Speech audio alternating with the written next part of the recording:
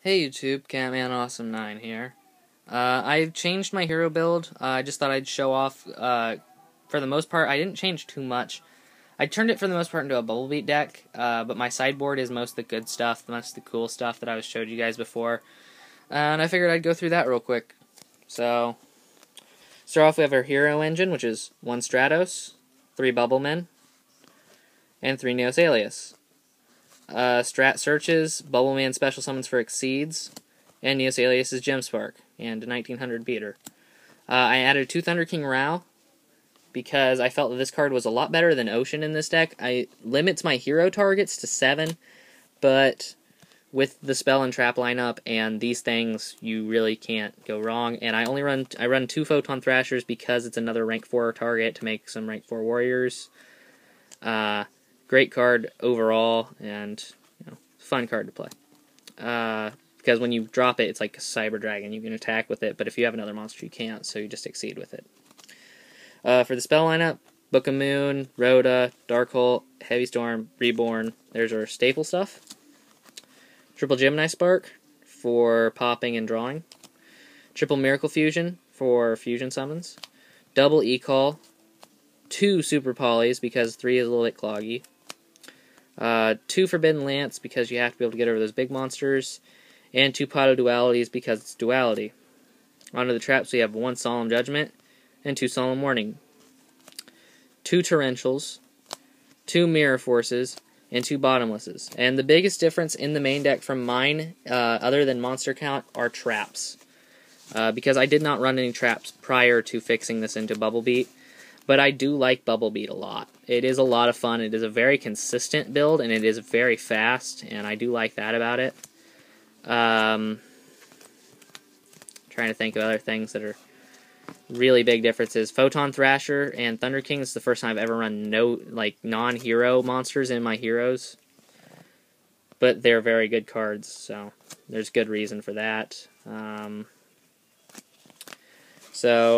There's the main deck. Bubble Beat, like I said, I'm not going to go over too... I didn't say it, but I'm not going to go over too much because it's kind of a net decked kind of deck anymore. Everybody kind of knows what goes in it. So, for next deck, we have 1 Blade Armor, 1 Maestroke, 2 Utopias, 1 Gem-Knight Pearl, and 2 Heroic Champion Excaliburs. If I get a Blade Armor and another Blade Armor, and I know there's another card I wanted to add into this, I'll probably take out the other Utopia and the Gem-Knight.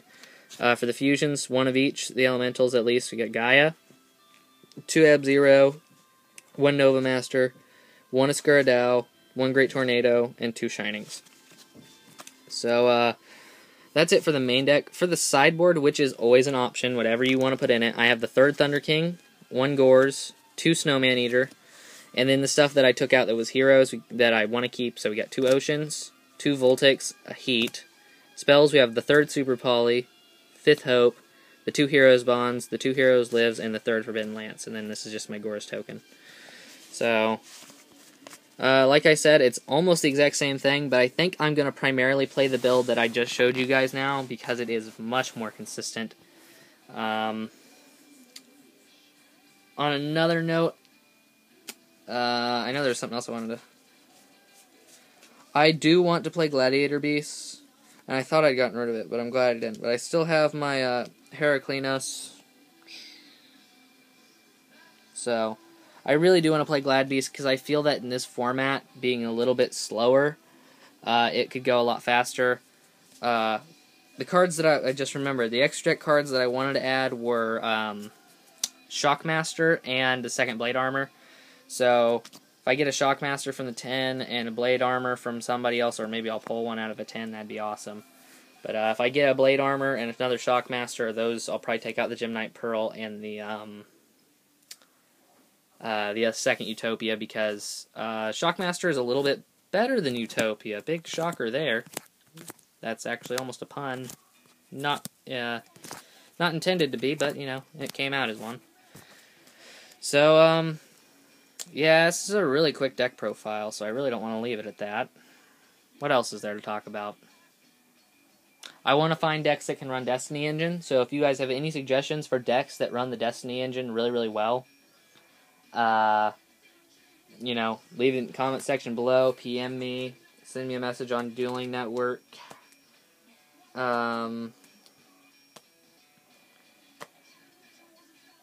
What was it? The other day I saw an interesting play. There was Graves Keepers. It wasn't. I don't know where I saw it. It might have been on YouTube actually on another video. But I saw an interesting little play where they were playing Graves Keepers and they made the what they call him, Zen Meister. And since he flips the monster face down, what they did was they detached from him, flipped their spy face down, and then it came back face up at the end phase, which was awesome. It was a neat little play. And that's something I think could be actually very useful and something that that just seems like kind of, now that I've seen it, it almost seems like a no-nonsense, like, why wouldn't you do it? Something you'd think about to do.